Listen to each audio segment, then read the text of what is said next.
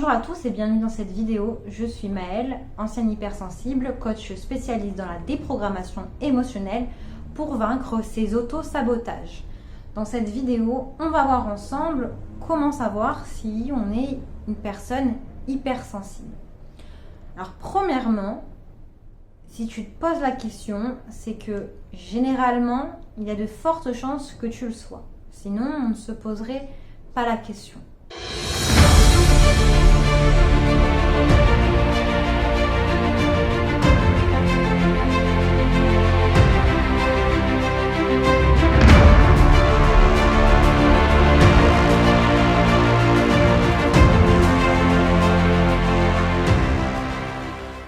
Alors, premier signe que tu es hypersensible, c'est que bien souvent, quand on est hypersensible, on a tendance à être facilement intimidé par le ton, par une attitude menaçante d'une personne.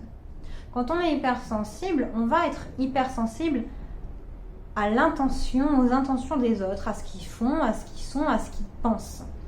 Et on va sentir avec vraiment beaucoup d'intensité quand une personne a une attitude menaçante envers nous, ou si au contraire, elle a une attitude positive, paisible envers nous. Les hypersensibles vont vraiment ne pas supporter les tendances agressives envers eux. Ils vont le sentir, c'est pas la peine de leur mentir, ils ont un détecteur et ils vont du coup être fragilisés au comportement des autres. C'est-à-dire que parfois un ton qui est élevé, avec un peu d'agressivité, ça va les atteindre et ça va les toucher.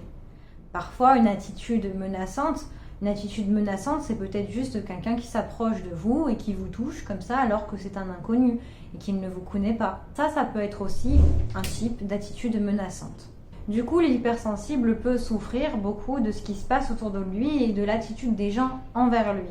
Il va souvent peut-être même se poser la question, est-ce qu'il n'aurait pas un problème ?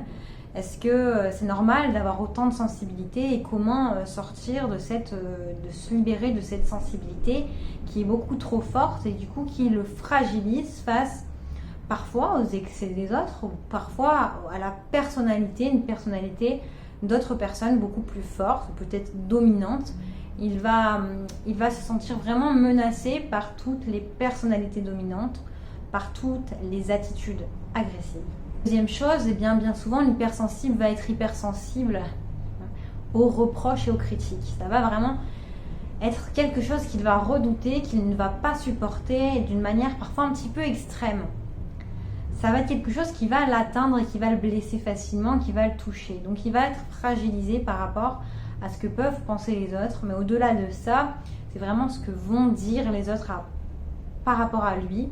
Il va vraiment avoir peur du jugement, peur de la critique et du coup ça peut vraiment le déstabiliser dans sa vie professionnelle, dans sa vie personnelle, dans son bien-être avec lui-même, dans sa façon de se voir, dans son attitude d'être avec soi. Donc ça peut vraiment lui baisser la confiance en lui, ça peut vraiment apporter de la négativité dans sa vie jusqu'à vraiment créer des angoisses et des inquiétudes.